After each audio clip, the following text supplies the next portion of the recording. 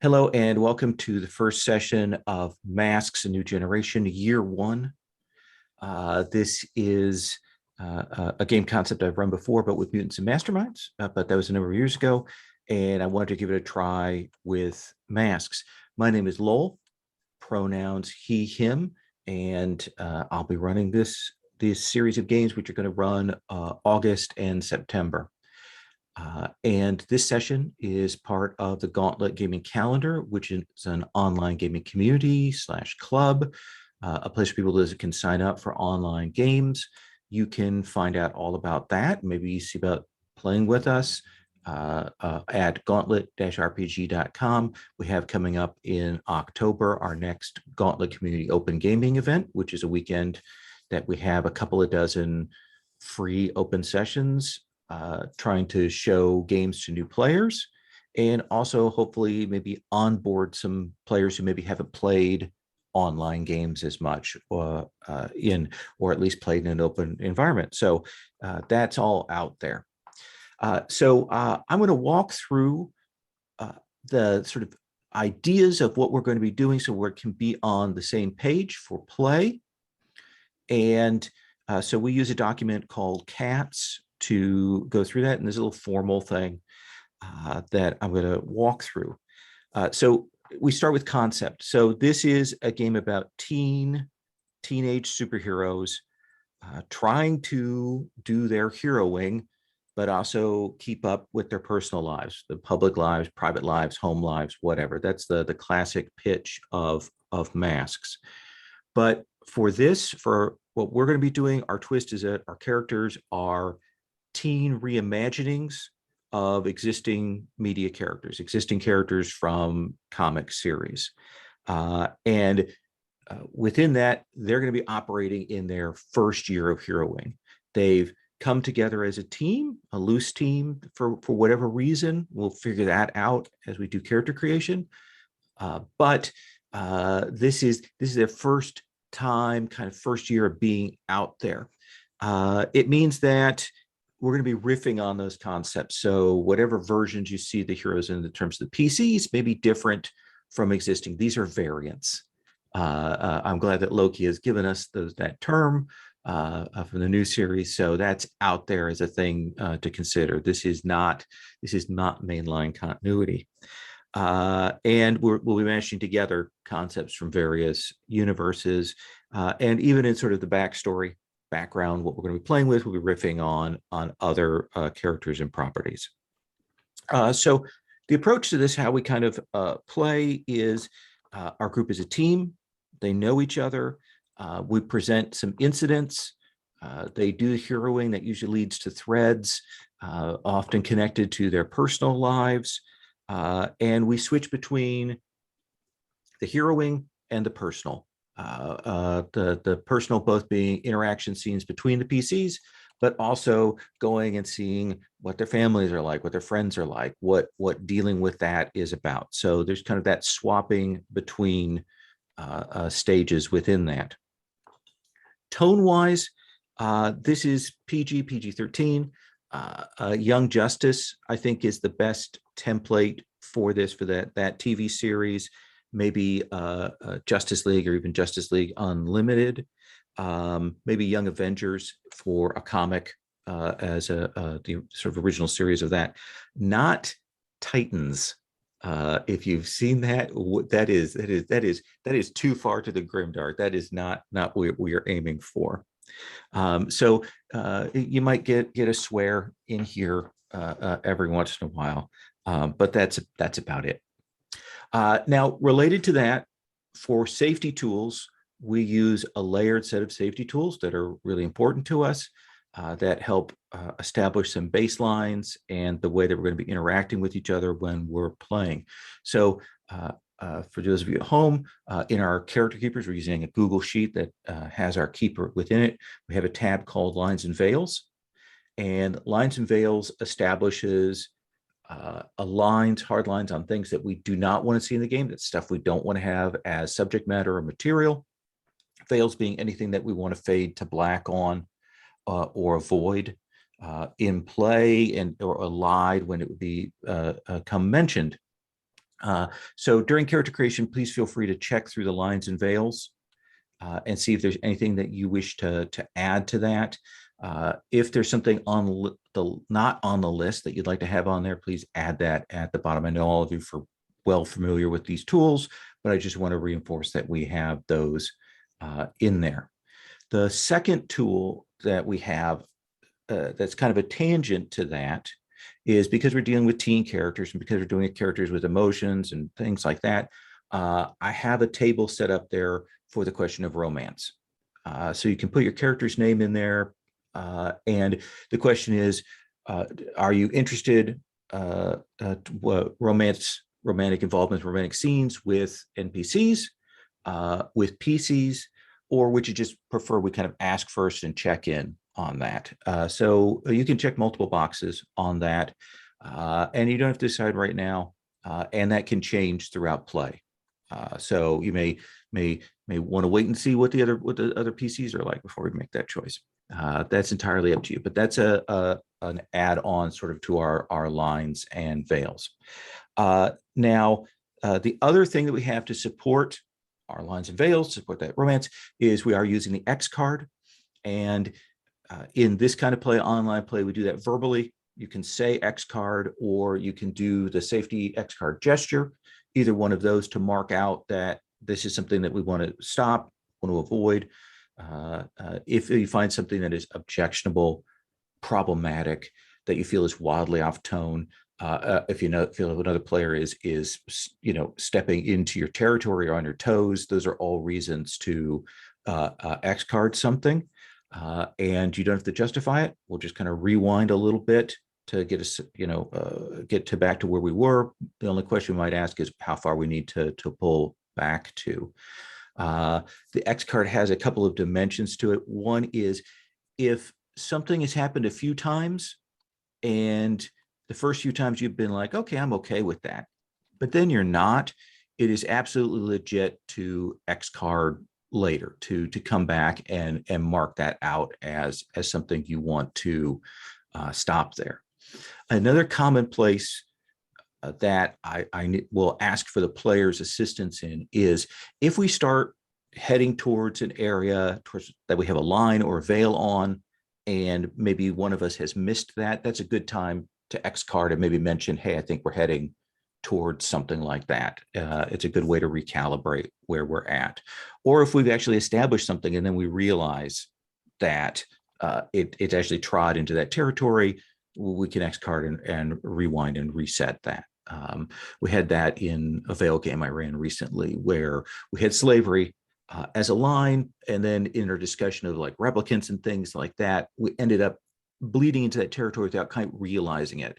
And then we went back and reframed it, and actually I think it made it more interesting by going back and doing that. So there are a lot of reasons to do the X card. The other last sort of tool that we have is open door.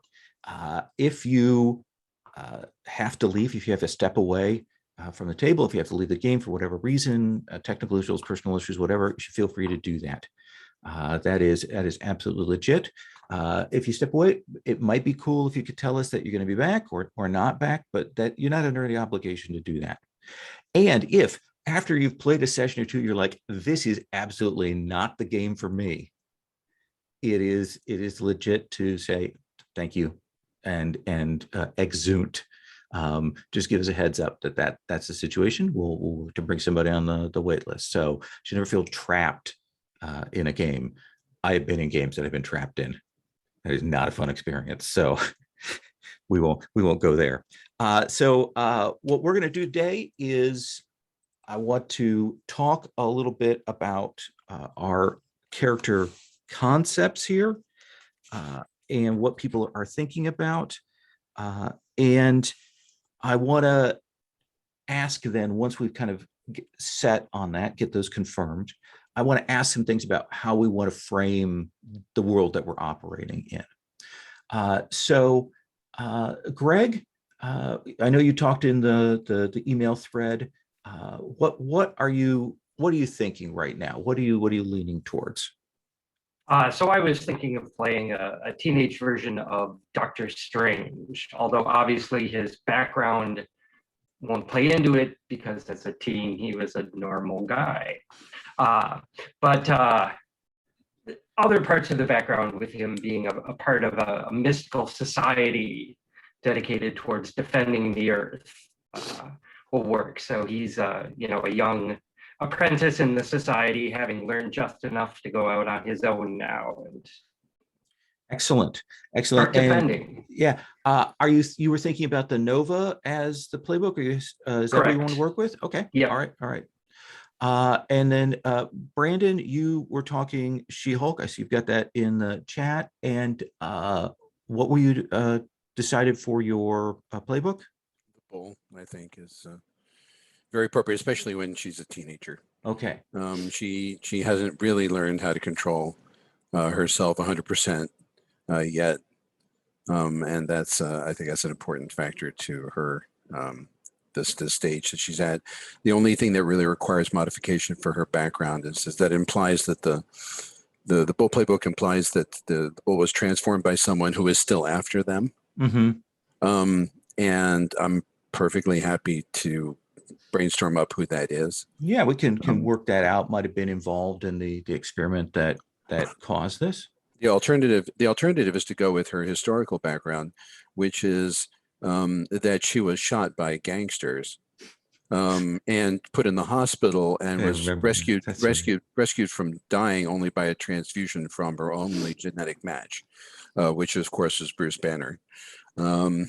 We'll come back to that and see which one you want to lean to once we kind of work a little bit through character creation. One thing I see that you've done that I want to mention to John and Greg, this sheet has just a little bit of automation. So go ahead and grab a column. When you set your playbook there, it should fill in a lot of things for you. It'll give you your backstory questions, your relationship questions, influence, moment of truth, team moves. Those should all automatically fill in once you've made that choice there. So John, Daredevil. I should have put her on the green. Yeah. Oh yeah, no, I was like, okay, there's red and green available. Well, clearly Daredevil is going to be the red column. Right. I'll be happy to shift to the green column since I'm clearly colorblind this morning. Yeah. So if you want to swap over, I'll just move over there because that just makes too much sense. Okay. And what are you doing for playbook for Daredevil? What have you settled on? Janice. Okay, good. That's a solid choice.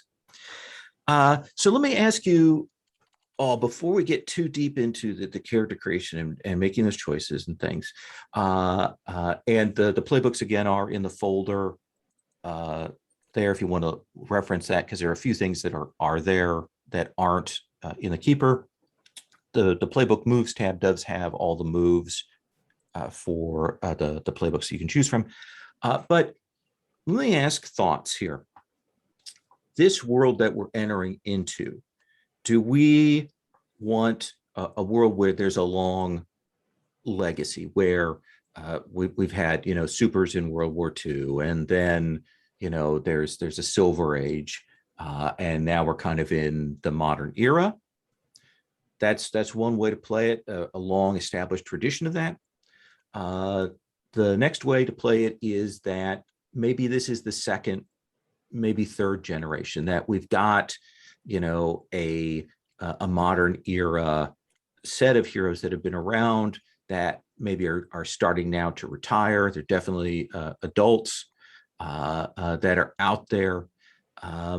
Or do we want that this is a very new phenomenon, and that super beings are just starting to appear, and maybe there are some older heroes, but not that many, or people have gotten their powers and they happen to be adults.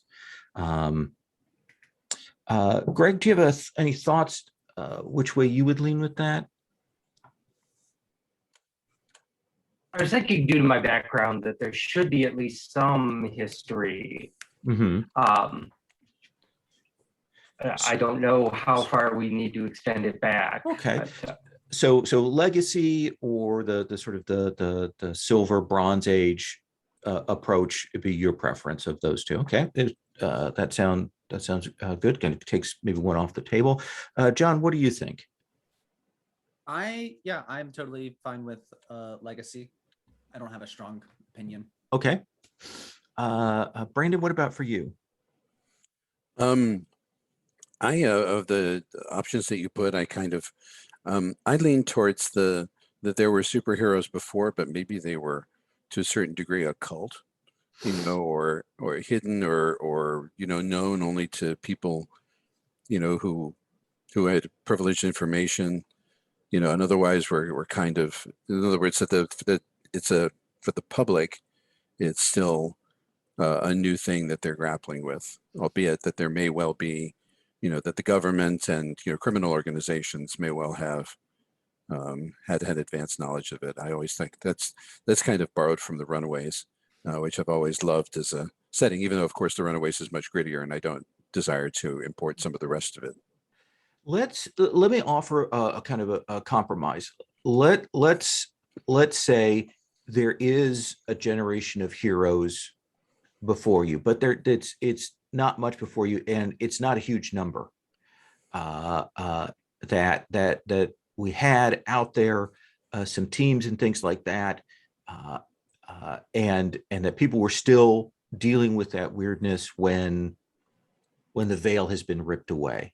And right now we're in a time when this is starting to explode out. Does that seem like a fair compromise? Are you guys okay with that? Okay. Brandon, are you okay with that approach? It gives Yes. us a little bit of history, but not too much, and people are still freaked out a little bit by these things. So that establishes that. So I'm going to let you get to work on the character keeper to get your choices in there, to put things in there, establish the stats. Go ahead and do everything up to the point of relationships, because we'll have introductions done and we'll ask you about how you're changing up the approach before we establish those relationships and influence questions. You can fill in your backstory answers as little or as much as you want to in this process. And then I'm going to let you go, and we'll come back for introductions. If anybody has any questions as we're going along, please give a shout out. I'm going to stop talking for a while.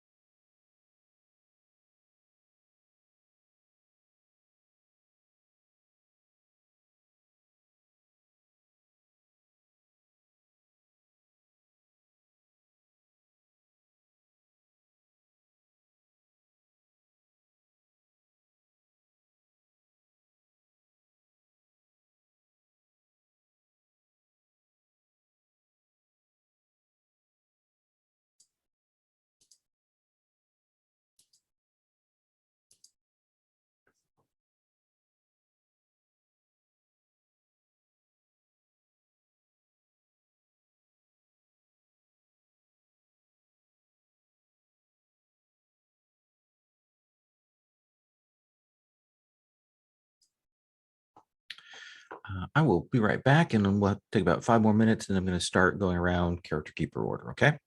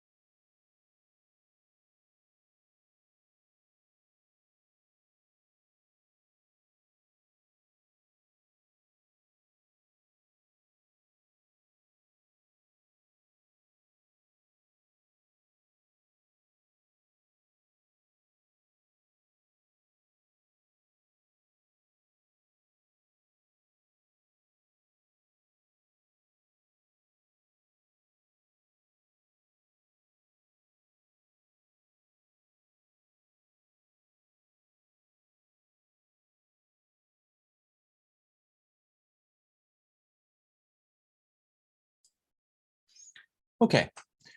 What I want to do is go through the keeper, have you introduce your character, talk about who they are, the picks that you've made mechanically for the character, and then we'll talk about a little bit about how that fits in with the wider world, how this differs, and that kind of thing. Our goal here is to get through that, and then probably take our break then, and then go to the relationship and influence questions, depending on where we're at that point, just so you have a sense of how that goes. So, John, tell us about your vision of Daredevil, what your version is like.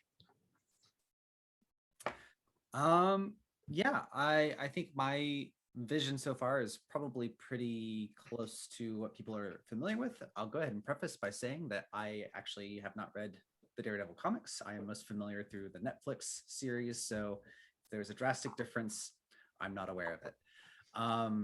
So seeing Matthew Murdock is, a blind kid that goes to school with everyone else. His father is a kind of local boxer who's probably best known for getting beat up really well. He has a best friend whose name is Foggy. He, is good at school and is part of the debate club and helps keeps his household working. But as a blind kid, he's, been subject to being picked on himself, as well as witnessing lots of people getting bullied and such. And so that is why I'm jumping ahead a little bit to why he put the mask on, but that is why he, created this image of Daredevil, is to, create somebody that people believed could make a difference. Because I think when people look at Matthew, they just see a blind kid, and well, what's a blind kid going to do, right? That's not a threat. And let's see. So maybe 6 or 7 years between being blinded and now the present, you think, sort of that kind of range, or shorter or longer? I had pictured probably a little shorter, probably maybe like 2 or 3 years. Okay. And you mentioned the father, and is Battling Murdock still alive? Yes. Only parent? Is there a mother alive as well, or? No, I think only parent, and that's Okay. where Matthew kind of has to step in to help keep the house running.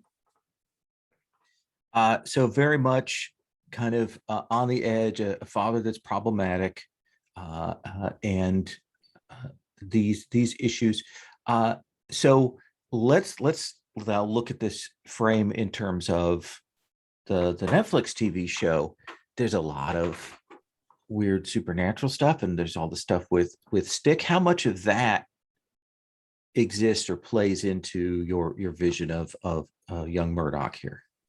Yeah, I was thinking at this point, Stick and that whole kind of group are not part of this. I think Matthew's abilities are just sort of a natural reaction to the accident, as well as probably training with his father and kind of realizing, hey, I can do this a lot better than I realize. So we have that whole like sideline of Stick and the supernatural stuff for the moment off the table, but if you decide you want to bring that in, we can rope that in there. Yeah. Tell us about the moves that you have as a Janice, and then what picks that you've made. Yeah, so the Janice comes with the mask. So when you wear your mask and hide your real identity, you can you choose what label your mask embodies, which I chose Savior. For his other moves, I chose Game Face. When you commit yourself to save someone or defeat a terrible enemy, mark a condition and take +1 ongoing to all rolls in direct pursuit of that goal. And then at the end of each scene, if you don't make progress towards that goal, mark a condition. And then I also chose Mild-Mannered. So when you try to use your civilian identity to deceive, trick, or slip past someone, you can roll on Mundane. And then there's some choices if they buy your facade. So yeah, I think I'm interested in playing Matt slash Daredevil as someone who, while in the mask, is very pursuant of righting wrongs, but then also having some times of, yeah, I think he, plays up the image of the blind kid at times, right? Because who would suspect somebody like that? And do you think he pictures himself as just a really skilled person, or in a world that's now starting to have these kinds of super beings and things like that, is he imagining it that way? I'd say it's probably teetering on the edge. Okay. Has mostly thought of himself as just probably really skilled and especially with this team, thinking, well, I mean, these are real superheroes. I'm just doing what I can, but I do what I can because that's what I'm capable of. And maybe I do belong. I don't know. Okay. We hit some of your backstory things. I think, is there anything here from the backstory that maybe we didn't hit or you want to dig into a little bit deeper?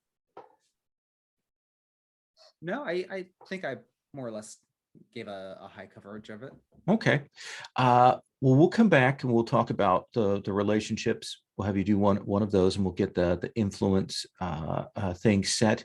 And then we'll maybe talk a little bit more about your home life. The other question I'm going to ask you when I come around to that is I'm going to have you name an existing villain and an existing hero. So can add another detail in for the world. Okay. Sounds good. I did realize the one thing I don't think I covered was who thinks the worst of your masked identity, and I put parents in general. Oh, really? Yeah, because I think maybe before he joined the team, maybe even still as part of the team, I think probably some of the earliest incidents of Daredevil was dealing with school bullies. Uh-huh. And I suspect parents probably just think, well, that's just some thug, out there beating up kids. What does your dad think? He I doesn't know who you are, but what does dad think of Daredevil as a concept? I think Dad's in that same group of, I think he probably thinks, hey, fighting should be done in the ring, right? Okay. A real man stands in front of their opponent and fights them face to face, right? And so this idea would be pretty against his philosophy. Okay. Brandon, do you have a question? I just from the TV series, it also I also could possibly suggest that his dad thinks it's like he's wearing a mask, he must have something to hide. Yeah. So because his dad's very very straight in that regard, and so if you want to use that, that'd be fun. Let me ask you this, because this is an important detail. Of course, we lose his dad pretty early in the show. Like, his dad's still alive, and so what is he doing now, and what's his dad's connection to organized crime?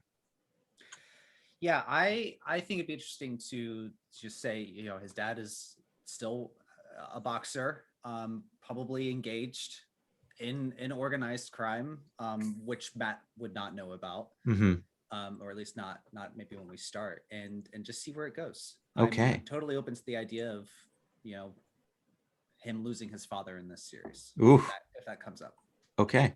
I don't know. That might be too dark though. No, I think that's because that's classic origin story, right? Year one stuff. So yeah. Okay. Well, it's good to know we got Dad on the table, and that we've got this potential organized crime thing. Okay. Brandon, talk to us about She-Hulk. So this is She-Hulk, Jennifer Walters, very early in. She-Hulk is the name that the media dumps on her. She hasn't really adopted it as her moniker. But she was a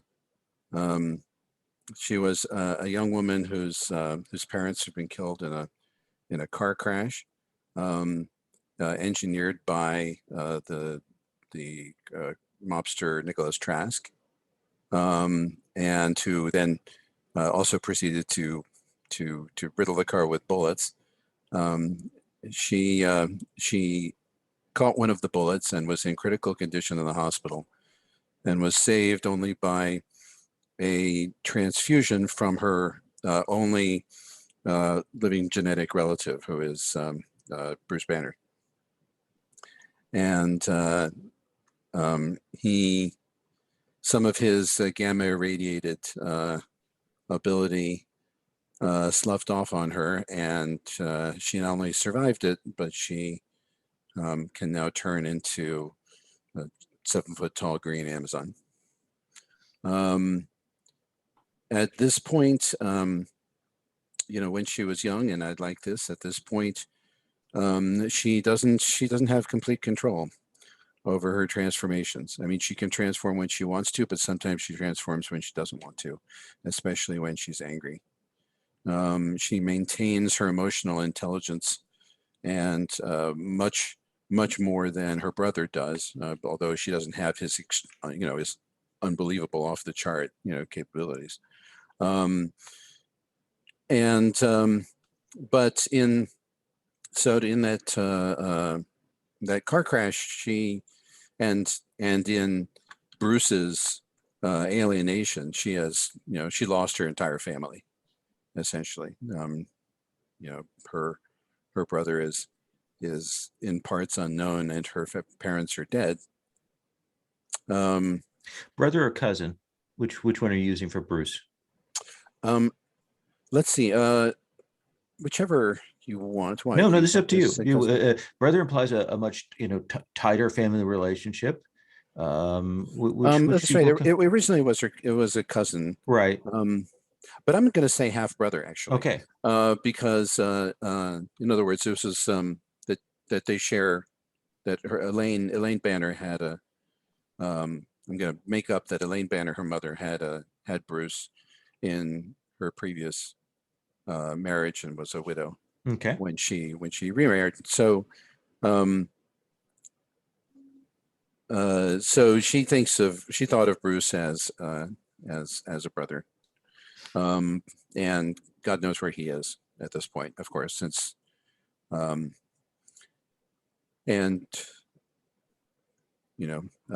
because the stories around him there's so much rumor and innuendo around him on top of the what's known about him. It's very difficult to say.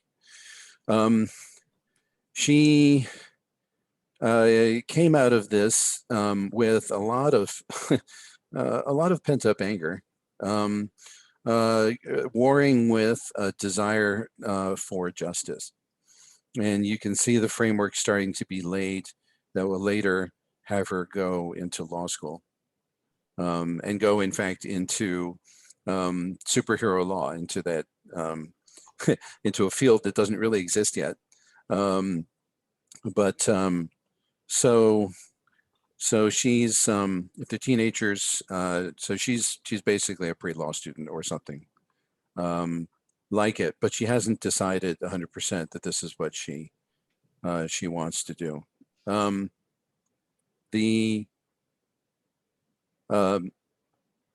She got away from the banks, as I said, from the gangsters by healing up preternaturally and by hulking out when they came to finish her off. Exactly what Trask, her father had offended Trask very, very deeply and personally in some way. Trask took, then obviously because Trask took it upon himself to eliminate, and may have simply gone after her as a witness, not knowing exactly what she might have seen or what her father might have shown her. Looking at their backstory questions, who outside the team tries to take care of you now? That's a very important question. I don't know the answer to that question. Okay. Because historically, as it were, in the canon, she doesn't have anybody like that, and so I'd love to. Yeah, I think we should think about that. I mean, one of the things is if we've got a teenager whose parents are killed in this, there's no immediate family. We can imagine friends of the family or business associates of the family, or late foster care, something like that. People who are willing to take in an older kid for a couple of years. What feels most interesting to you in that? Or it might even be a peer, right? I mean, if she's how old are the characters, do you think? We're talking a late high school Okay, late high age. school.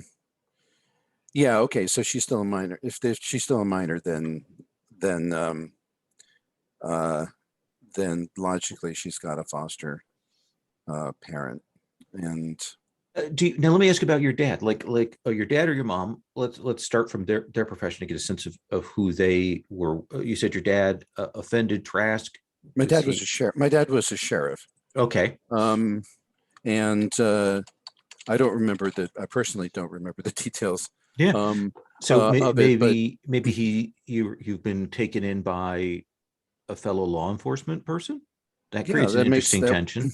I think that makes perfect sense. Okay. So we'll come up with a With the day, and I assume that means that you have a secret identity, or do you not? yeah. Well, she's Jennifer Walters. I mean, and she, that's who she is right now. She's not the She-Hulk, except when that happens. And does your cousin the Hulk have the same sort of problematic reputation that he does in the comics? Or are people afraid of him? He absolutely does. Okay. I don't think he'd ever lay a hand on me, but that's never been tested. Not when he's hulked out. I mean, when he's Bruce, he's one of the kindest, gentlest people, I've ever met, and I wish he were here. But as the Hulk, I really don't know. I've never met the Hulk. Okay. I've only seen him on video and just awful things. Before I ask you about your moves, one last question on that score. Does Bruce know that this has occurred? That you've undergone this change? That's a good question.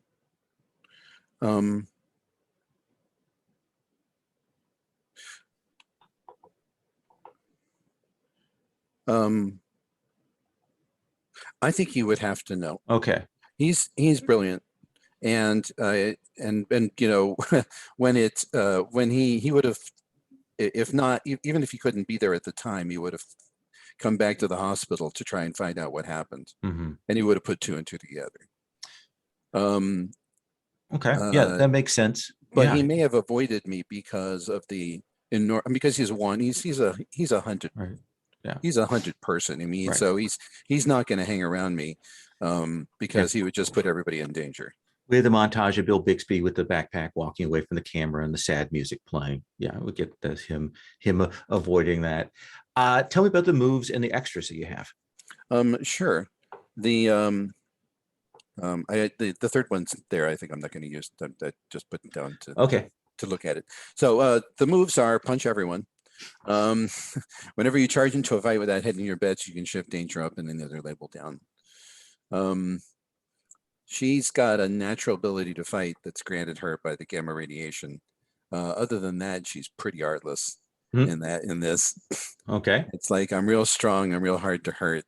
Grab it and hit it until it gives out.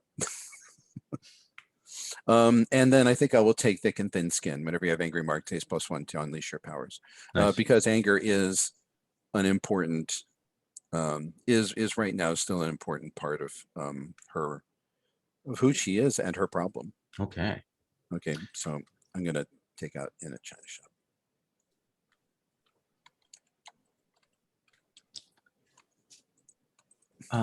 And you've got that love rival thing. You want to give us a sense? You don't have to make the picks now, but give us a sense of what that's about. Okay. Yeah. Well, the Bull playbook, and it's very appropriate for her. It's got emotions are real strong and stark. So she has a love and she has a rival, and the love in this case I've picked is someone that she tries to protect. So she's really good at protecting the person that she cares about. And the rivaler is someone that, on the other hand, this is where the anger comes out. that she likes to goad. Mhm. And needle them into doing things that maybe are not the best idea in the world. And this is, just sort of her wrestling with her own internal issues and her Okay. enormous anger against people that she cannot directly confront for the most part. Excellent. All right. I think that gives us a good sense of things. We'll come back and talk about those relationship questions and influence and the establish an existing hero, an existing villain. But let's come now to Greg. Tell us about your vision for Doctor Strange. So have to adapt the backstory a bit to fit with a teen Doctor Strange. So the way I was thinking of it is that kind of like the succession of Tibetan lamas, when one of them dies, it's assumed they're reincarnated, and they go searching for their replacement. So that's what happened to me. I was an orphaned boy who one day was suddenly contacted by people from this mystical order, because the ancient one had, after searching high and low, finally had a vision of me as the successor to the previous sorcerer supreme. So already a lot of expectations placed on me there. They convinced my relatives to send me off to quote unquote boarding school, where which is actually a monastery somewhere in Asia. I haven't decided where yet, but I suppose we can just go with the comic background, hidden in the Himalayas. Okay.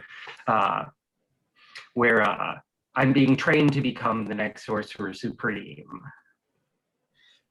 Do you imagine that just to kind of get the logistics of that we have a sort of a New York style house that you live in and come back to, during your daily life between training? So we have the location in the city.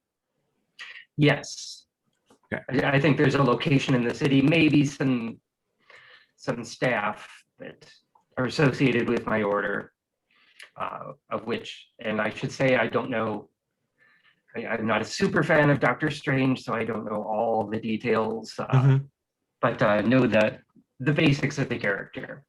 And we should definitely have a couple of other teen sorcerers in there who might be a little resentful of your power, of course.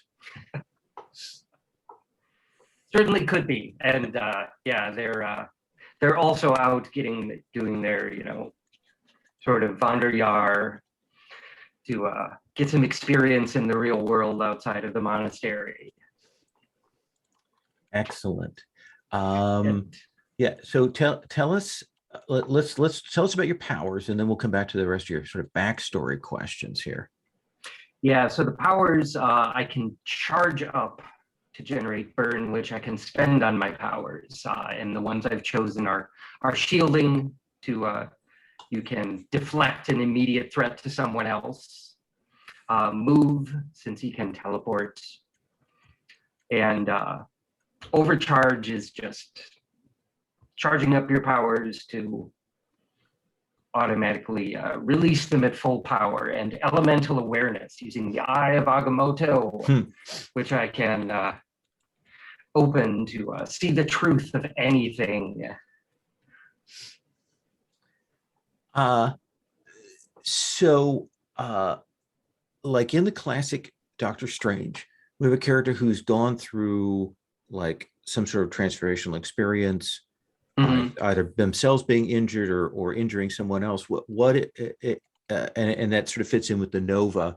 Tell us about what that might look like.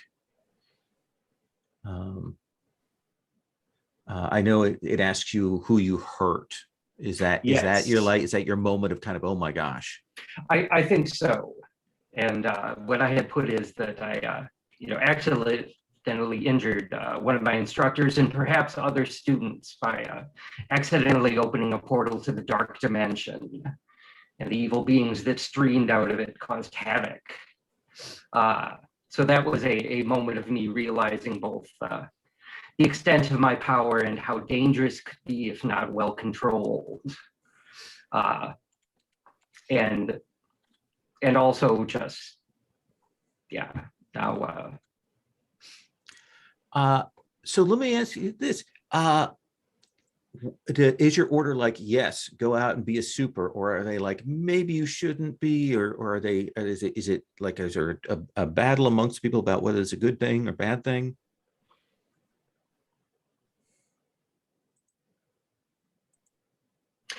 I think that as a disaffected teen, I'm chafing against the restrictions of life in the monastery, and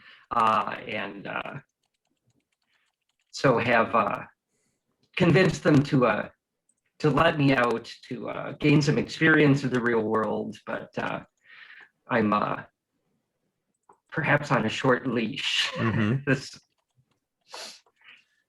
yeah, the Ancient One is probably watching me all the time.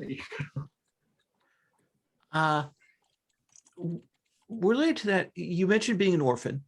How Yes. long ago were you orphaned? Is it a recent thing that your parents passed away? Is it you grew up in an orphanage or grew up with relatives? I think I grew up with relatives. Okay. So my parents were killed when I was still fairly young. No real idea why. That's an interesting mystery there. Could be, yes. And these, we'll assume these relatives are in New York. What are they like? Are they wealthy, middle class? Are they professional? What do you imagine for that?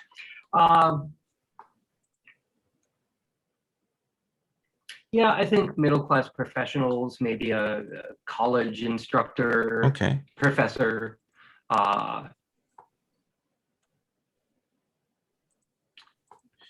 And the wife is in finance or something like that.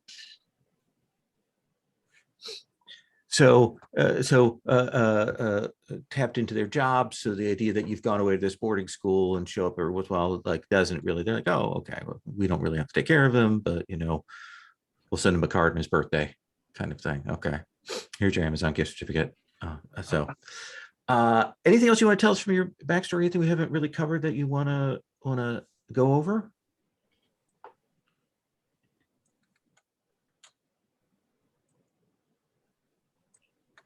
Not a whole heck of a lot, other than I'm very struggling with the dual pressures of I'm being raised to be the sorcerer supreme. I've encountered all these evil mystical threats already, and realize the dangers involved. So there's a lot of pressure on me that way. On the other hand, I'm a teenager who mopes in his room going, why can't I just be normal? Awesome. So really sort of attached to the team, because these are really the first people outside of my order I've been allowed to become close to. Awesome. All right, I think that gives us a good sense of things. We're going to pause here. We're going to take 10 for our first break. At the hour, we'll come back at about a quarter after, and then we'll look at those relationship questions, influence, and establish some other facts about the world. So let's take 10. So we've got a basic sense. We've got some other questions about connections and relationship we're going to ask here in just a moment. Before we go too much further, I want to encourage everybody to choose your romance preferences when you have a chance on that. But let me talk about the lines and veils that we have right now established. This is a living set of items, so we'll be checking in. Of course, Jolene may be adding some additional things to this. So right now we have hard lines on dental horror, harm to animals, harm to children, racism, sexual assault, suicide, torture, and torture by the PCs. So these are all topics, materials that are not for what we're going to be doing at the table in this game. And then our veil that we have right now is for sexual content, which is basically the Buffy fade to black for any kind of romantic embraces or anything like that. So let's come back to Daredevil. And what I'd like to do is, because we have another player coming next week, I'd like to have just do one of your relationship questions. And then we'll next week, once Jolene is here, we'll have you do the other one, and maybe Jolene will fit in with that, maybe not, and we'll choose one of the existing characters. Why? Let's get this last question as a universal question before I ask you this. Why do you care about the team? Yeah, and for that, I put that, at least in my eyes, right? This is my perception. These are good people who want to help the world, make the world a safe place for everybody, and they stand up for people who can't fight for themselves. And to me, that's important. Okay, establish some of your values there. What relationship question do you want to answer? So I was thinking for my first one, Blank knew you from your civilian life first. Ooh. I was thinking, Brandon, if you're open to it, this might make sense for Jennifer.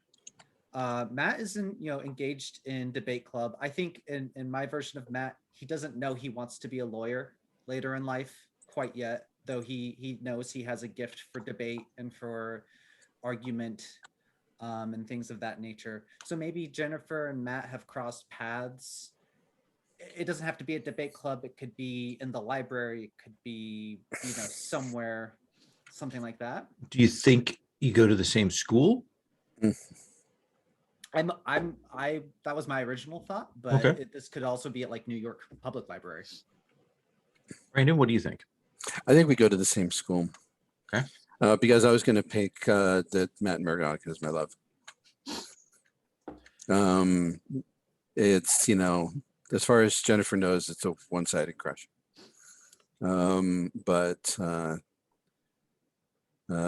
Yeah, she's talked to Matt about everything. Now, once we get Jennifer on the table, when we do that, the question will be about secret identities and how much people know on that. So we'll come back to that question in a second. What about your influence? Quick question. Yeah. It looks like for the relationships, it's a formula. How do I put my answer in there? Oh, that's a good question. Or maybe I write it below. Oh, I bet that's what I'm supposed to do. I write it Yeah. below. Okay. I'd forgotten that that's a lookup. Okay. Actually, let's hold off on the influence questions until we get Jolene here. We can kind of hold on to that. But what is your influence question, just so everybody knows that? So mine is, you look up to your teammates. They seem to have the superhero thing figured out. Give two of them influence over you. Okay. So you're kind of have some admiration there.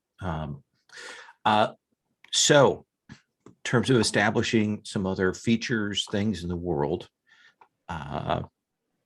who is a existing hero from a comics line or superhero line or whatever that you think is in this world as well? I would like to choose Spider-Man. Spider-Man. Is Spider-Man a teen as well, or has he been around for a while? No, I think this is teen Peter Parker. We may not even know that Peter Parker is Spider-Man. Right. But there's certainly a teen Spider-Man solo hero who's out there. Yeah. And what about for a villain? So I was thinking, because we've already established there's some organized crime going on, and so I've got a name for a Russian crime boss, Ilya Vinogradov. I'm gonna have you put that in the chat. Yeah.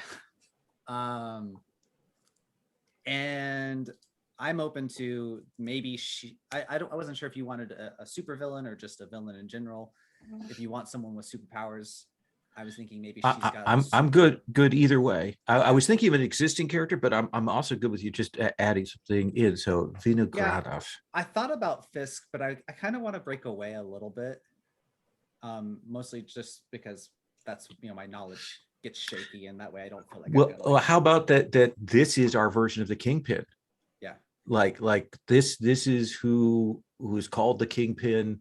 We'll get a picture for her. If you find one that you like, we can add that in the NPC tab. But occupies that same role in the setting. But I assume Russian. Yeah. Okay. Russian extraction has risen up the ranks. Okay. Awesome. Then let's come to She-Hulk. Why do you care about the team? They're my family. I don't really have family anymore, except for my brother, who I have no idea where he is. I saw him briefly at the, shortly after the accident, and since then, since my whole life got dumped on its head, I haven't seen him. And I have a guardian who I named and put in the NPC tab. Excellent. But I don't really have family anymore, and I really want that. Also, it Matt. Mm-hmm. Not to put too fine a point on it. It's like. And so your relationship question, we kind of established that a little bit. We want to answer that. So Matt Murdock is your love? Yes. Okay. And tell us what your influence question is, so we have that in mind for later. Sure. You're selective about who you let in, give your love and rival influence over you, but that's it. Okay. And who do you want as another hero that's present in this world? The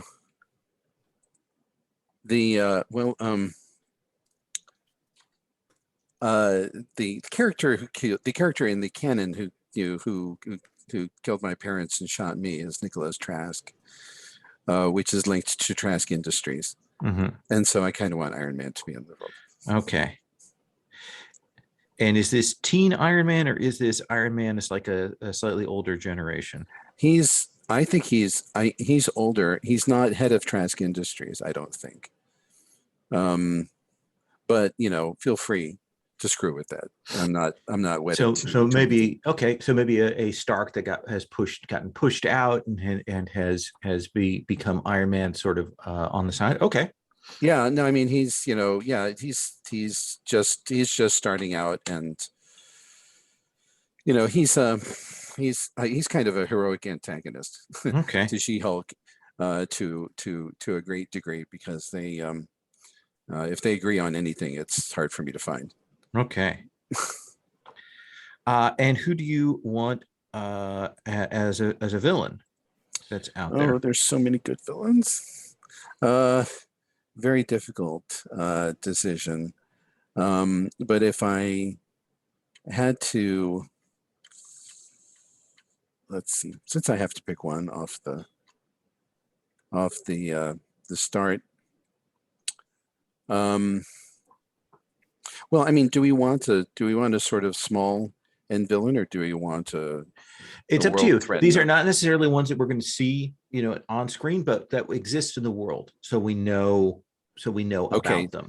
Dr. Doom. Okay. I'm going to say exists in the world, and Latveria, that whole business. There is, because I like that creates a kind of a Cold War threat. Okay.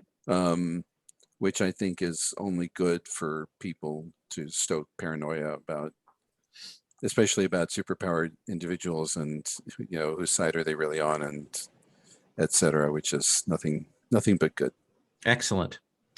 All right. So that brings us to Dr. Strange. Dr. Strange, why do you care about the team? I care because these are the first other teams outside of my order that I have been able to get close to, and I love the fact that they are also fighting to protect the less powerful from those that would threaten them. Let me ask you a question that just occurred to me now as I'm thinking about it. Why are you called Doctor Strange? Is that an honorific title? Is that just like a cool affectation? It's kind of a cool affectation, and the fact that I've just spent so much time studying. Okay, so kind of a little bit of irony there for that. Okay, I like that. Which of your relationship questions would you like to answer right now?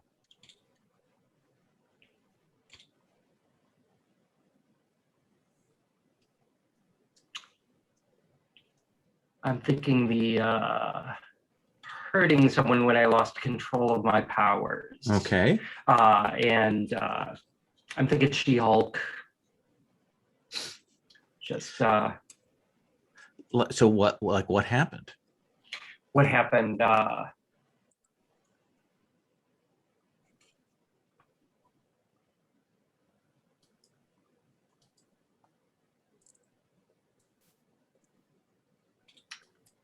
Not immediately coming to me. Like what kind of spell went off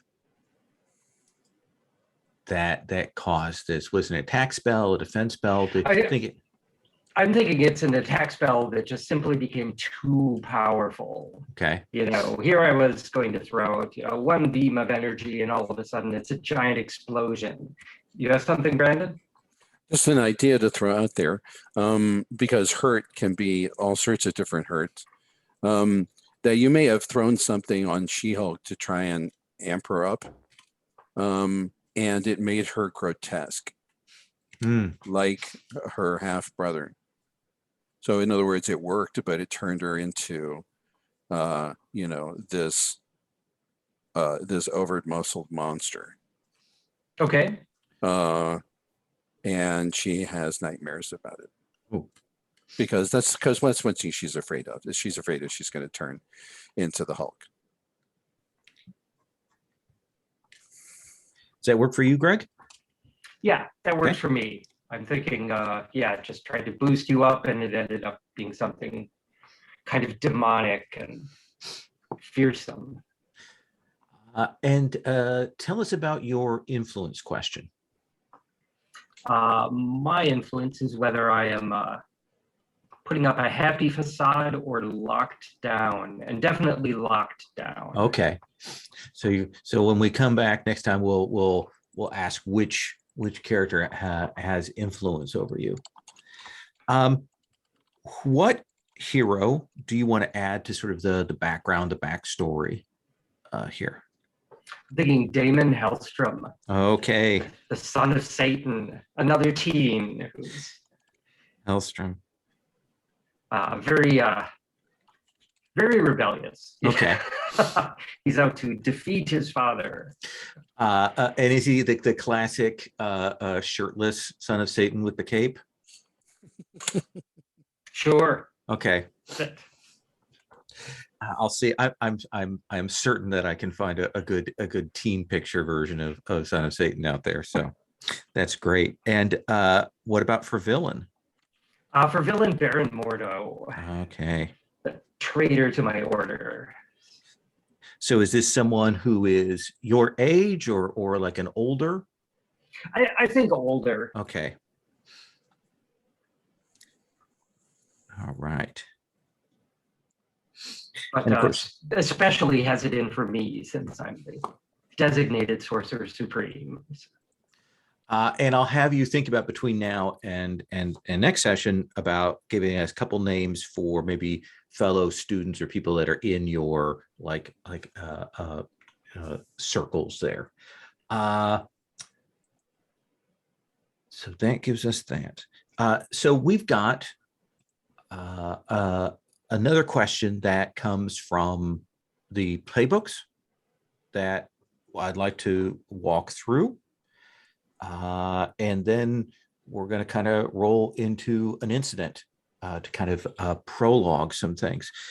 So on each of the playbooks, there's a when our team first came together question.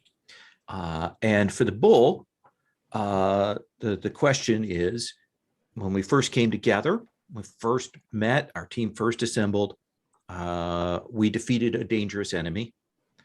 Who was that? Kind of what was that about? Feel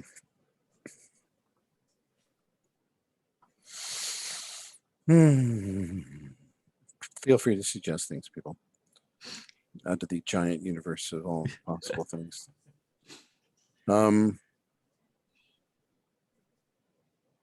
Is it a classic supervillain, or I think it's a classic supervillain.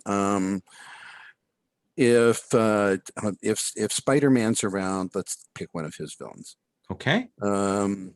So that there's some potential interesting connection there. And I'm going to take Dr. Octopus. Doc Ock. Okay. Is this classic Doc Ock? Is this Into the Spider-Verse Doc Ock? I don't know the Spider-Verse that well. Oh, the animated movie. No, I don't. Oh, okay. Well, we'll have that. We have a female Doc Ock in there that is the design of is really quite excellent. So okay, well then let's go with her. Okay. Yeah.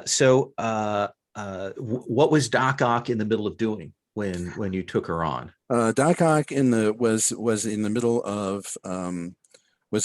of raiding a transgenics laboratory. Okay.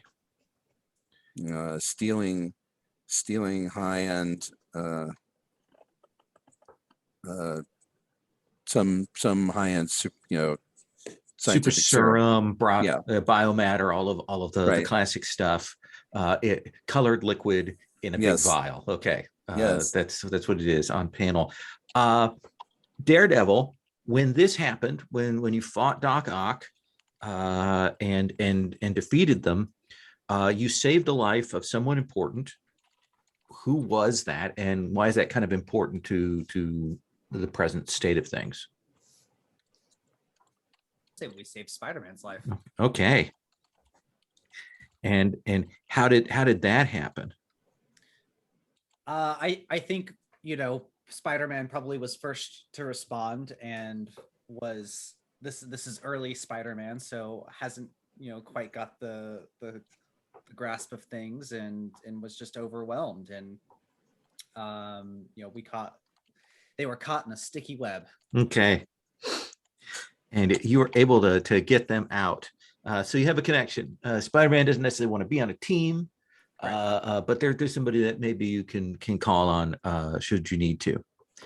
And then Doctor Strange, when you had this fight, you destroyed some of your surroundings. Maybe not necessarily you specifically, but the team destroyed some of the surroundings in the fight.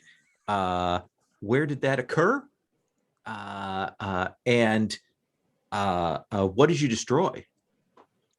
I'm thinking it was in New York, and I'm sort of kind of mentally flipping through possible notable things we could destroy.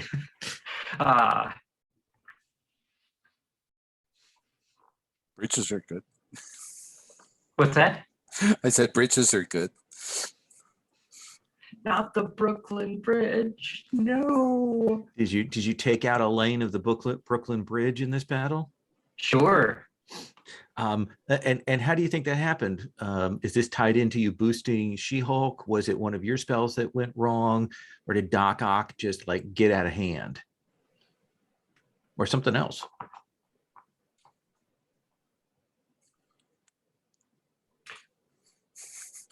We'll go with one of my spells going wrong again. Okay. We'll start making that a theme. Like maybe the Crimson Bands were a little too sharp, cut some of the cables, kind of thing. Yes, or the daggers of Davaroth, shredded things. Perfect. So that's occurred. So you've been in the news. This is the first time you fought together, and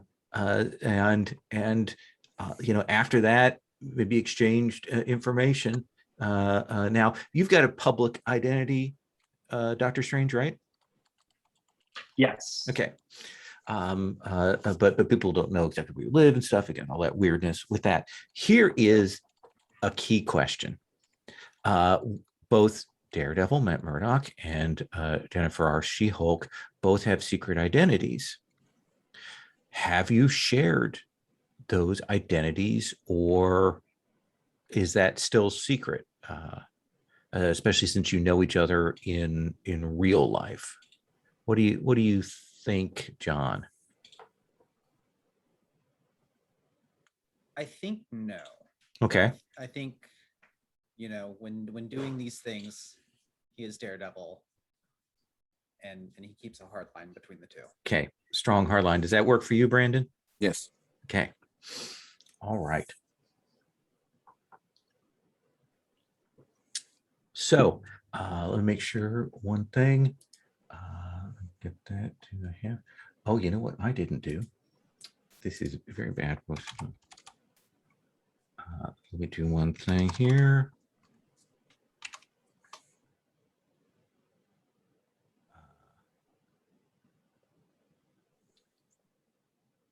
John, would you do me the honor of setting up a rolling room? Oh, sure.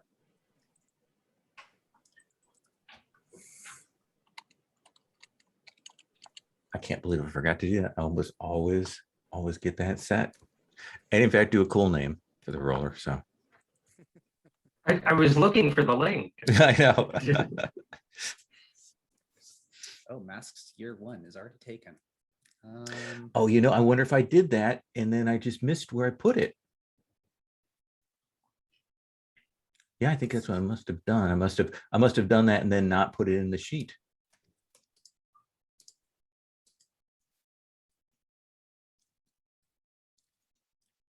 Yeah, there's no roles in that room, so Okay, can you? assuming that was you that made it. Yeah, I made it and then I got distracted, which happens quite a bit. So, thank you so much for grabbing that. Yeah, no problem. Good to see my check for if the room exists actually works. Okay. Like roll 2d6 to see if you can find the room. Oh, Yes, that's right. You can't. I will say I love this roller, and I especially love the sessions where they go, "This roller hates me," and we had The roller is blind justice. Yes, we had a series of, I think, 4 sessions of Hearts of Wulin with our Brindlewood Bay thing, and every time Sherry made a study move to try and figure something out, every time it was 2, 3, 4. It was delicious for me. Not so much for her, but for me. So, Daredevil, let me ask you this question now. Who has set this room on fire?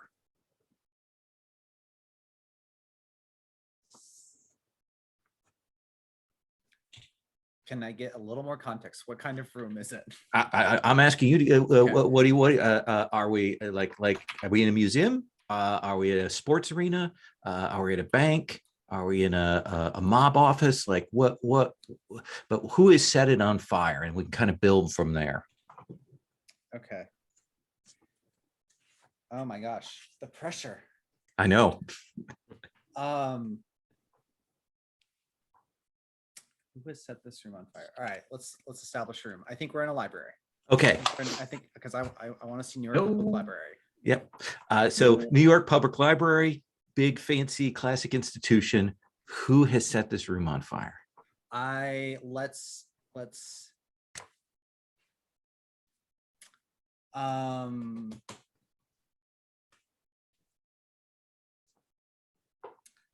I'm just gonna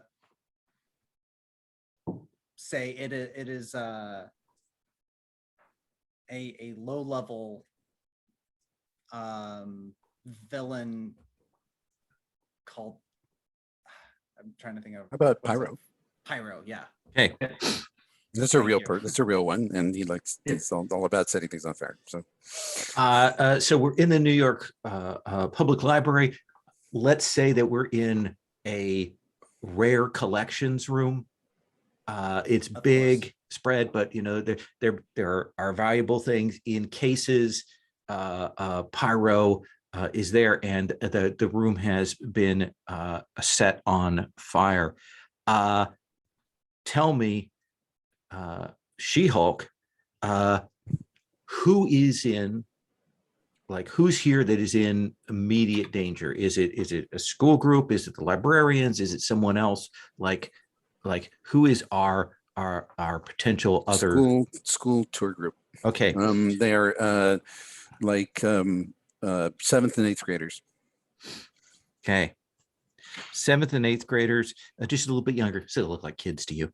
Yes. And they are there. They were being shown like a Gutenberg Bible and stuff, and yawning.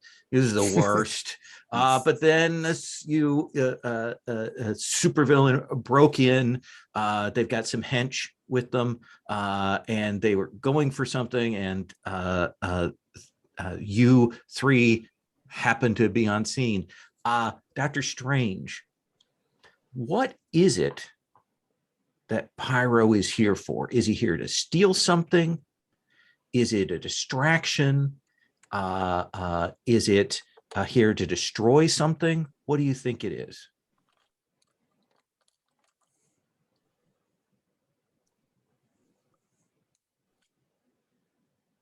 He's here to steal something. Okay. The fire in this room is somewhat of a distraction. Yeah, Whatever he's going for is stored in the back offices. Yeah, there's another villain present we haven't yet seen on screen yet, and they are making their way back to the vault to get this copy of like the Darkhold that is in there, while Pyro and some hench create this chaos. Matt, Daredevil, have you arrived and changed costume, or are you in civvies right now when we first come into here? I think I was in civvies. I was at the library for other purposes. All right. So now the question: do you want to? I mean, do you want to try and do this inconspicuously in civvies, or are you going to try and go somewhere to get changed?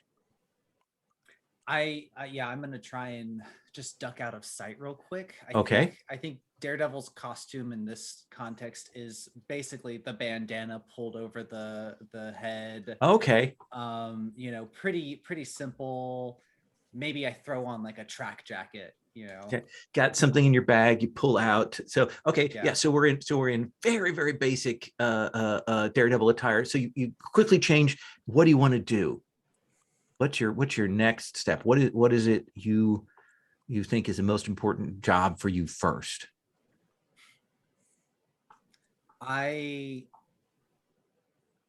think it's to protect the school kids. Okay. So it sounds to me like you're going to move in there and try and defend the kids. Yes. Okay. Yeah. How do you want to do that? I think it's protect them from the immediate danger and direct them. You need to leave. Get out of here, through the exit, clear the area. And most of them are like shrieking, but there's cameras up, phones, stuff. Okay. So let's have you roll Savior. All right. Okay. So I've played Mask a couple times. Oh, sure. I've played the Janus. So I have a question about how the mask move actually works. Okay. Let's take a look. Once per session, you can affirm either your heroic or secret identity to switch your mundane with your mask's label, which is Savior. So I guess I'm a little confused by the trigger. You can affirm either your heroic or secret identity. So it's when you really lean into who you are. Like you're kind of you're risking stuff right now. You're out in public. People knew you're at the library, and you're going to do this. So I think you are affirming Okay. your secret identity, affirming your or either your secret identity, your heroic identity. If you secret identity would be if you kind of like made a choice to do something as Matt rather than like maybe going out and doing it with the mask on. So yeah, Gotcha. you can swap your mundane in. Perfect. And so I should actually physically swap these labels. Like mundane should become 3, savior should become Oh, well, just first temporarily. 0. Yeah. Okay, so they do revert. Okay. Yeah, they will revert. Yeah, but for this scene, you will swap that. Cool. So then I'm rolling at +3 then, Yeah, which is a 10. is a 10. So yeah, you're in there, pop up, and start shouting to direct them out one of these side emergency exits, and they start pouring out that way.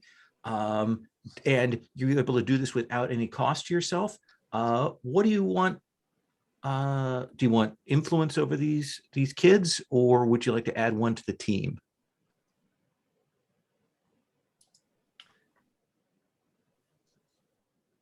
I'm gonna take the influence. Okay, so we've got you have some kids, like a group of school kids who have taken some photos of you, and if you need to call on the the seventh grade irregulars at some point, you can call them in to help you out.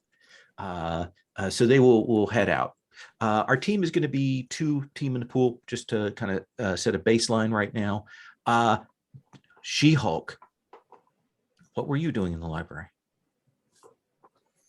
Well, let's see. If I weren't with Matt, Mm-hmm.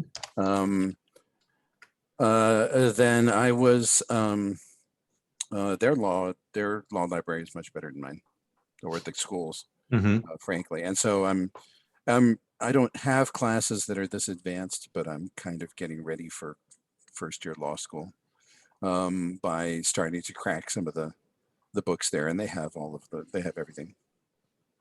Yeah. So you hear that? I'm also doing a little side research project on liability and superheroic powers. Excellent. Because I think maybe I might come in handy someday. That is perfect. So you see this going on, and you see your teammate, Daredevil, pop up, and immediately, you can see through the windows to the rare book room.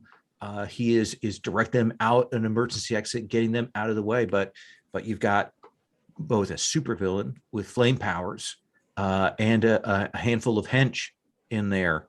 So what do you do? Yeah, it's supervillain. Okay, yeah. Well, first, I'm gonna hopefully rely on somebody else to deal with the fire at the moment, because I want to make sure that the first thing, if you have a flood, first thing to do is turn off the tap, right? Okay. So yeah, so I'm just I'm gonna step behind a column and Hulk out, Okay. which hurts at this stage, and also tears a nice shirt that I got on 42nd Street, and I was really hoping to hold on to, but fuck. There's only so much you can do. And then I'm going to take pyro, charge pyro. Okay. Just gonna is this you heading in and just punching everybody? This that is move? punch everyone. Okay. So shift your danger up, and what label do you want to shift down? I'm gonna shift down superior. It says there's a time for thinking, and there's a time for hitting with your fists. Okay. Then let's have you roll danger.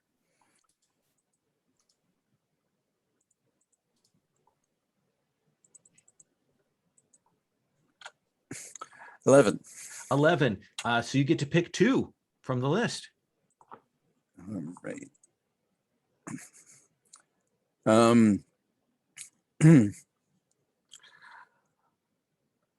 I will. So is this the pyro who has the little flamethrowers? Yeah, little he's a mechanical flamethrowers, pyrokinetic, but and then he's he's got to got generate them. right. He's got to generate them. Okay. Yeah.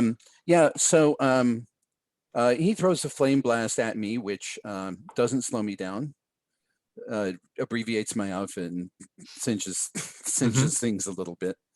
And then I barrel into him and I pin him against the thing and I rip his flame generators off. Okay. So you take something from him and Yes. you're And- avoiding the blows. And avoiding his blows. Okay. So you slam in, hit Actually, him. I'm going to be more thematic. I'm not going to avoid his blows. Okay. I'm just going to charge right into the flame.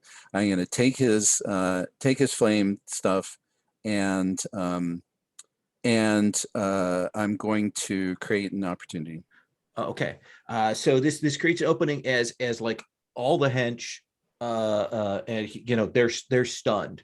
And you rip that flamethrower off. He's still got some fire going in the room, but you've limited his ability to do that. But you do see him kind of concentrate to where he's got flames on a few of the book stacks. He will make those rush a little higher.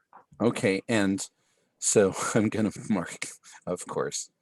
It's like in a library, and it's like I'm going to mark angry. Absolutely. And Doctor she just seems to vibrate a little bit when that happens. Dr. Strange, how is it that you happen to be on site? Studying like I so often am, likely in the rare book collection. Yeah, you were there, doing the request for various ancient tomes. Can I please see the Necronomicon and that kind of thing? When this suddenly broke out, and you see Daredevil gets the innocents to safety. Some of these bookshelves are on fire. Got these henchmen. Boom! She-Hulk's there out of nowhere. Smashes Pyro up against one of these walls, and that apparatus he has on his back is gone. What do you do? I summon the whirling winds of Watum to try and put out the fires. Absolutely. So that feels like unleash your powers, right? Yes. Okay. Where are we?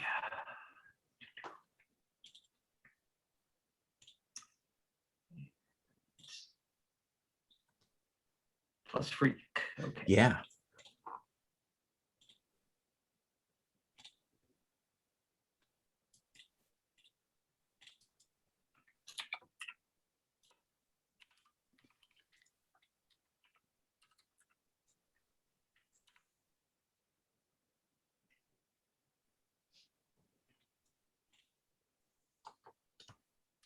Got an 8. So you can mark condition, or this is only going to temporarily douse these flames.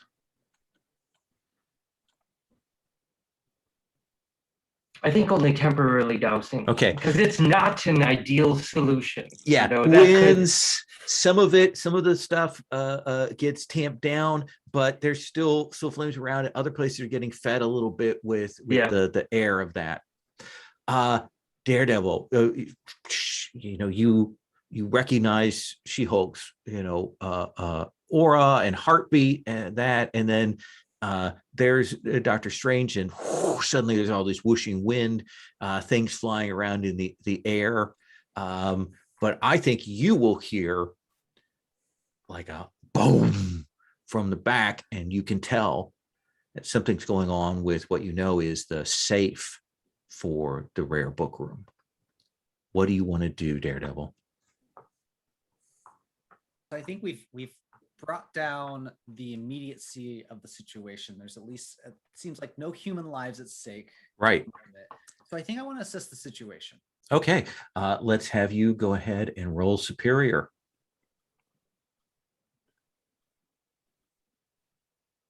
Wow, that's a 5. That is a 5. So team lets you add to your roll, is that right? So what it can work, there are 2 ways this can happen. Either your associates can help. Each one can help add up to +1, which would take everything that's in the team pool, or you can use it selfishly and spend 1, but you would only get a +1, so it would only take you to a 6. Gotcha. But they could both potentially help on this roll. Yes, but if you take the fail, the good news is you get to mark potential. That's true. Let's go ahead and take the fail.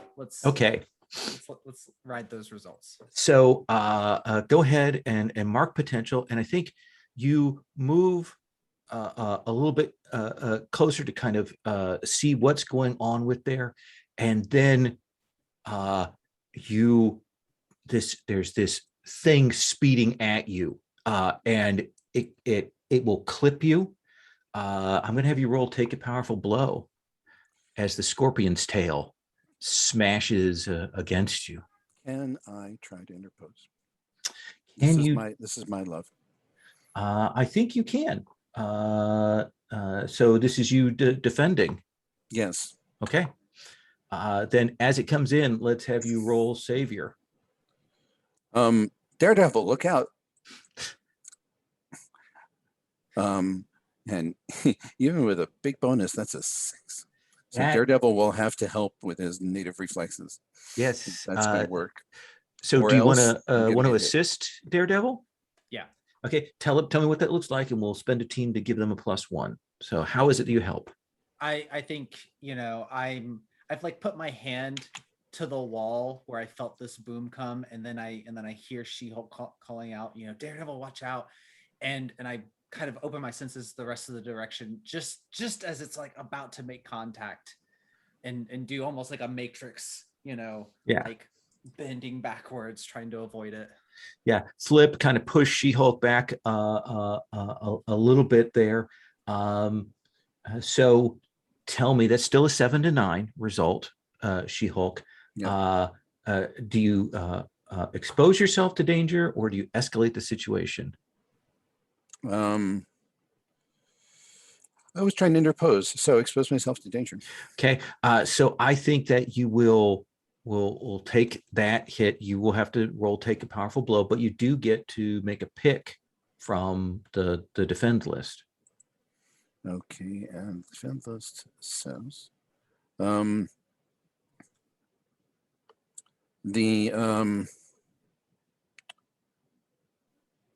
okay, and I pick the defend list first? Yeah.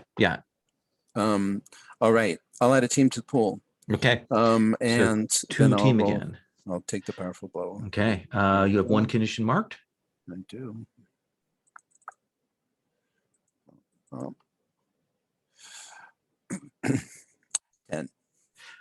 10.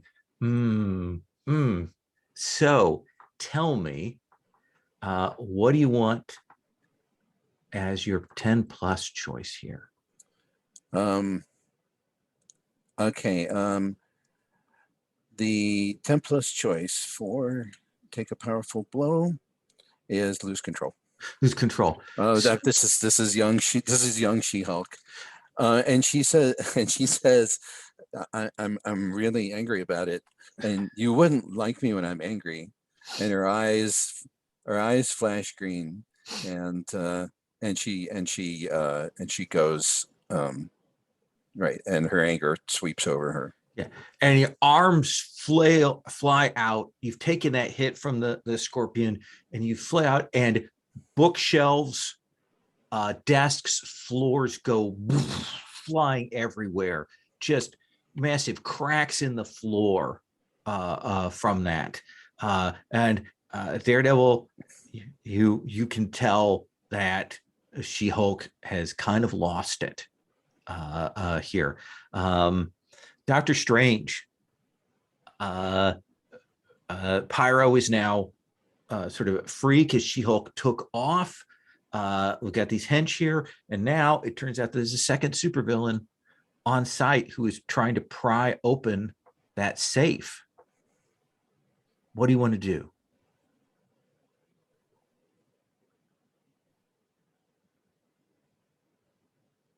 Scorpion's distracted with the other two, so I will try and deal with Pyro and his henchmen. Absolutely.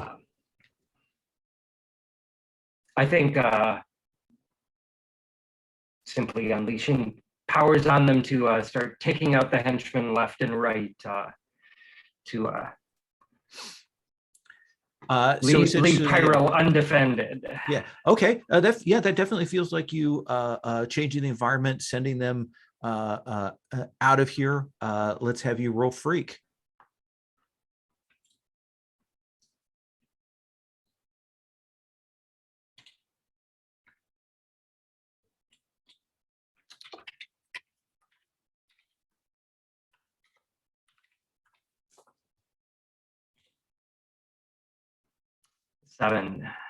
Seven. Now, do you want to mark a condition, or are those henchmen going to be back in a round or two? We'll mark condition. What are you marking? Angry. Okay, a lot of angry people here, but those henchmen go sailing out into the broader open lobby outside of this room, where essentially the library security guards will grab them and cuff them, taking them off the field. And Pyro will look at you and is looking around for what's left of the fire in the room to bring that up. But right now he doesn't have any cover. Daredevil, She-Hulk's gotten angry. Henchmen are taking care of. Pyro's there. You can sense the flames, but you got Scorpion right in front of you. What do you want to do?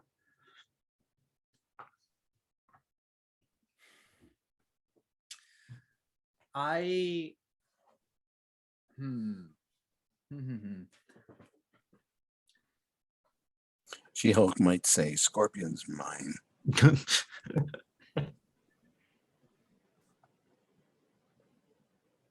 Yeah, I think I'm going to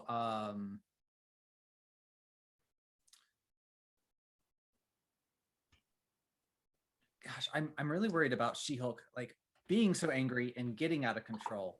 And so I think I want to like try and support her. Okay. Step over and like try to reach out. How do you do that?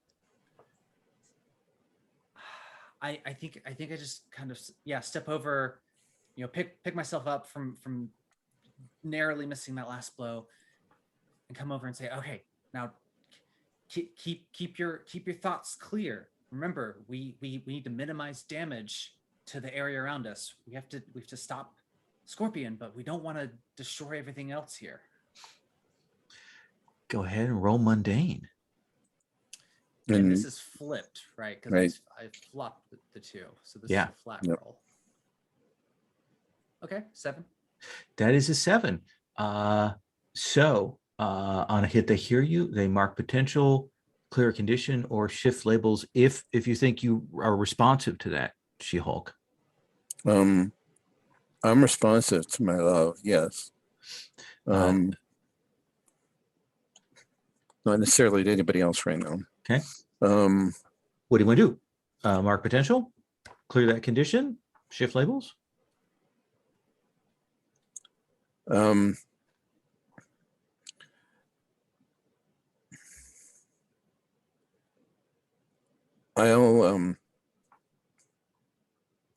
I'll clear the condition. Okay. I'll let the the camera, the She-Hulk's eye view camera, the little vibrating lines go away. So so I think Daredevil, you realize that you have managed, like the heartbeat goes down, the pulse goes down, that you've managed to get She-Hulk focused. She-Hulk, with that focus, what do you want to do? Okay, well, I want to take Scorpion out rather than kill him or her. Then that feels like to directly engage a threat. Yeah. Okay. Roll plus danger. 12. A 12. So you run up, pick 2. So so Scorpion has a flicking tail. Yeah, green sort of segmented armor, and he's got that big green tail. Okay. So the tail flicks again, and She-Hulk catches it. Mm-hmm. And then uses it to swing him against a stanchion. Okay. So I'm going to avoid him. I'm going to inflict. We trade blows. I'm going to avoid harm from him, and I'm going to frame him. Okay. Yeah. So his tail, his major weapon, gets caught in midair by you, and then he is swung by it, and there's a what the as he smashes into a desk, and he's, his head is bobbing as he's trying to get himself reoriented, and he is marked afraid, and he is definitely freaked out by this. Dr. Strange. Now that I've cleared out the henchmen, it's time to go directly after Pyro. Okay. The fires are already burning, and I don't want them to get any worse. So what do we see on the page? What's the magical effect that like you are launching at Pyro? Trying to summon the 7 rings of Ragador. Okay. To bind him. Then roll with danger.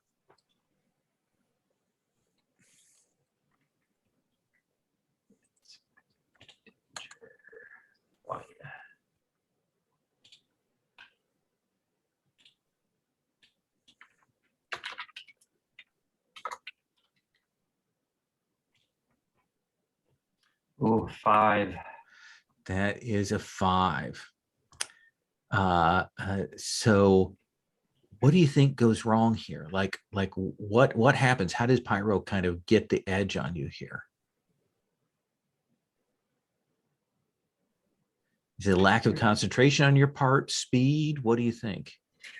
I think simply as I'm trying to concentrate, but he's throwing flame bolts at me one after another, and unable to I keep having to deflect them as they come in, and can't focus my energies to get to him. And you're pushing for it, and then you realize that what Pyro has been doing is hitting the floor beside and beneath you, and it gives way under you. Let's have you roll Take a Powerful Blow. Do you have any conditions marked? 1. Okay. But also the good news is you get to mark potential. Oh, yay. +1.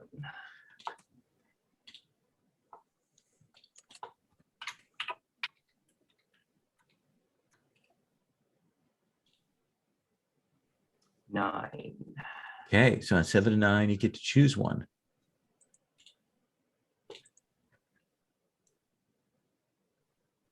The giving the ground would be you actually falling through that hole. Literally.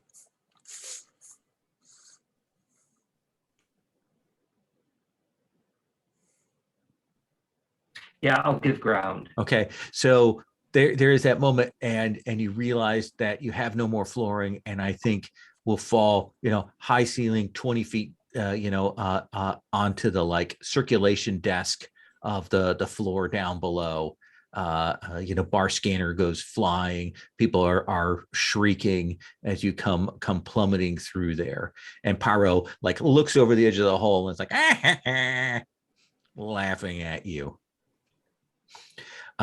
Daredevil, you catch that sequence, but Scorpion's also knocked down, afraid, opportunity. What do you want to do? Yeah, we can't be fighting battles on 2 fronts, so we've got to go ahead and just incapacitate Scorpion, start narrowing down these threats. So I'm gonna engage with Scorpion. What does that look like? Like, what do we see you do to attack Scorpion? I think after She-Hulk has grabbed Scorpion's tail and slammed him down, you see Daredevil like a gymnast vaulting off of She-Hulk's back, flipping through the air as he comes down to land on top with a downward kick. Perfect. Let's have you roll danger. And I think I'm flat on that. Yes. A 6. Now, I believe we have a team left in the team pool, right? Yes, we have 2 in the team pool. Okay. So yeah, I'm just gonna act selfishly and take one. Okay. How is it that you kind of do this and maybe like take some spotlight or show off here? I think Daredevil literally says, "Thanks for the boost," as he vaults off of She-Hulk. So maybe not as impressive for She-Hulk as you want to. So that'll take it to a 7 and 9. So what do you want as your pick? You're gonna hit them.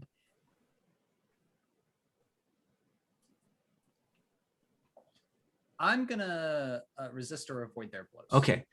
So you catch him right across the face with that, and he goes out. And even as that, like he tries to swing his armored arms at you, misses. You kind of do that a vault backwards, and he's unconscious. She-Hulk. Yeah, Pyro. I desire to grab him. Okay. So is this you just running over and yeah, that's okay. 11. I will avoid his blows, and I will take something from him, which is his ability to move. Yeah, So I I'm think holding him in one. I am holding him in one big fist, and going. You want to put these fires out? And I think that is, you kind of get hold, and he realizes he sees Scorpion down, probably sees Doctor Strange floating back up, and he will douse those flames.